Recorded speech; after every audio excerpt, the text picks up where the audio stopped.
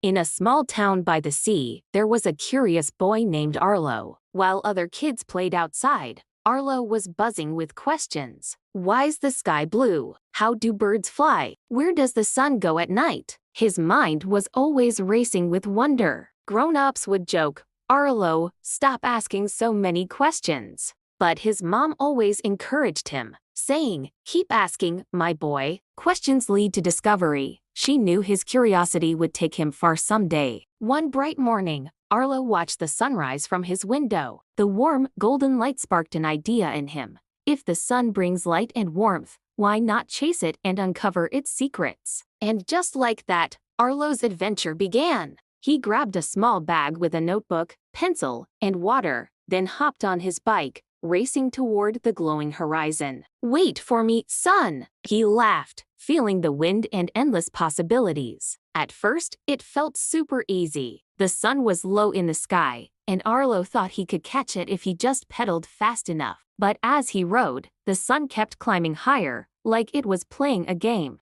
By noon, he was wiped out and plopped down under a shady tree. He pulled out his notebook and started writing. "The sun rises in the east and gets way hotter at midday since it's right above us." He peeked up at the sun, hiding behind his pencil. "I can't keep going," he sighed. "The sun is too strong." Just then, a friendly old man strolled by with a basket of apples. He noticed Arlo's notes and asked, "Studying the sun, huh?" Arlo jumped a bit. "Oh, yes," he said, shyly. "I want to know why it moves across the sky. I want to catch it one day." The old man chuckled. "The sun doesn't move, kid. The earth spins, making it look like the sun is moving. Keep asking questions and you'll find many truths." Arlo's eyes widened. "The earth spins? That means the sun stays in one place, shining on us." He quickly wrote it down in his notebook. A big smile spread across his face. Maybe he couldn't catch the sun, but now he understood it a little better. Excited, he continued his journey. When Arlo reached the top of the hill, he was blown away by what he saw.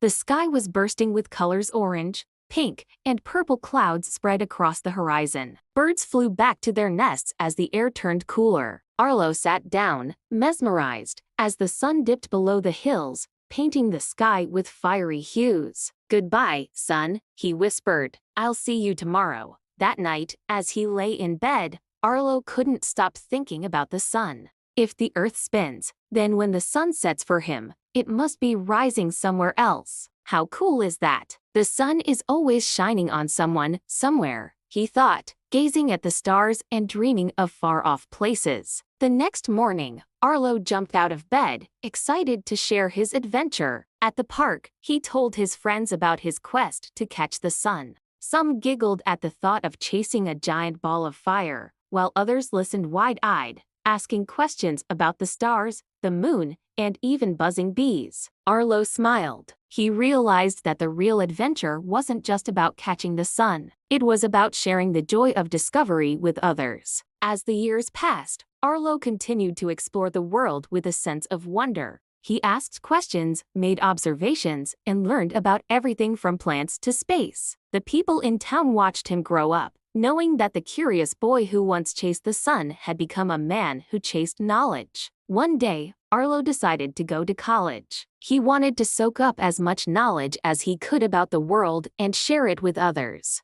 After graduating, he became a scientist in a big city. But no matter where life took him, Arlo always remembered his roots: the small town where he chased the sun and the folks who cheered him on. He missed his hometown, so he often visited. Whenever he saw kids playing in the park, he couldn't help but smile. They had that same spark of wonder he once had. One day, he spotted a group of children playing and had a lightbulb moment. Why not share what he'd learned? He strolled over and asked, "Do you want to learn about the sun?" The kids looked up, eyes wide with curiosity. "Really? You know about the sun?" they exclaimed. "Absolutely," Arlo grinned. "I chased it when I was a kid. It was the best adventure." He began sharing everything he knew about the sun, Earth, and the solar system. The kids listened, their imaginations taking flight as he painted pictures of space. They asked questions, and Arlo answered each one, showing them how to use the telescope to spot craters on the moon and the rings of Saturn. As the afternoon wore on, the children became more and more excited.